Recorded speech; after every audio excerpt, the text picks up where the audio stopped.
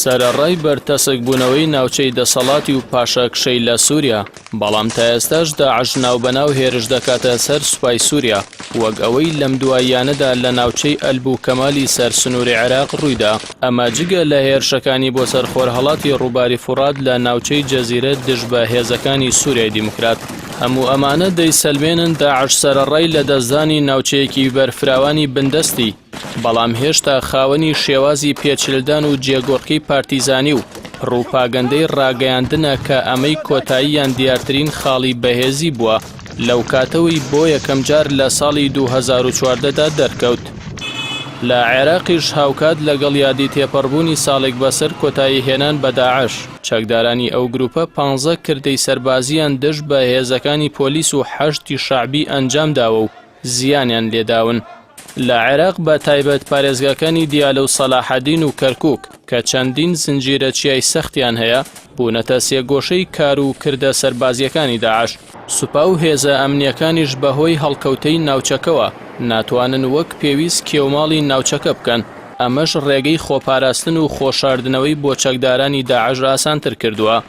هەر لە ڕێگەی سێگۆشەی یەکەمی دیالە، سەلاحەدین، کەرکووکەوە چەکدارانی داعش ڕێگەی بێکێشە و گرێ و گۆڵی خۆیان بۆ سێگۆشەیەکی دیکەی ئەنبار سەلاحەدین نەینەوەی نزیک بە سنووری خۆراوەی سووریا کە چەندین ساڵ لەوە و پێش ڕاهێنان و جموجۆڵی سەربازی لەوێ هەبووە کردووەتەوە. حاتم فەلاحی توێژەری عێراقی لە ناوەندی ڕاسامی تایبەت بە توێژینەوەی ستراتیژی پێی وایە ڕاگەیاندنی سەرکەوتن بەسەر داعشدا لەلایەن حکومەتی عێراقەوە لە 25 کانونی یەکەمی 2018 هەڵەیەکی ستراتیژی گەورە بووە و نیشانەی خوێندنەوەی هەڵەی توانای مرۆیی و لۆجستی داعشە. ئەو توێژەرە عێراقیە بۆ چوونی وایە بەهۆی هێرشی ئاسمانی و بێتوانایی لە هەمبەر شەڕی سیستەماتیک داعش سەر لە نوێپەنا بۆ تەکتیکی شەڕی پارتیزانی دەباتەوە. بۆچوونێکی دیکەش هەیە کە پێی وایە داعش لە شوێنی دیکەی دەرەوەی عێراق و سووریا سەر هەڵدەداتەوە. لەو بارەیەوە مەحموود ئیبراهیم بەڕێوەبەری ناوەندی توێژینەوەی سیاسی بەرق دەڵێ شوێنی دووبارە دەرکەوتنەوەی داعش ئاسیای ناوەڕاستە و دڕندەتر و خوێناویتر لە قۆناغی پێشێ دەردەکەوێتەوە. بە پێی ئامارەکانی نەتەوە یەکگرتووەکان و وەزارەتی بەرگری ئەمریکا و CIA ئاماری چەکدارانی داعش لە نێوان 20 بۆ 30 هەزار کەسدایە. ئەمەش سەر لە نوێ پرسیاری توانای داعشە بۆ دووبارە گەڕانەوە.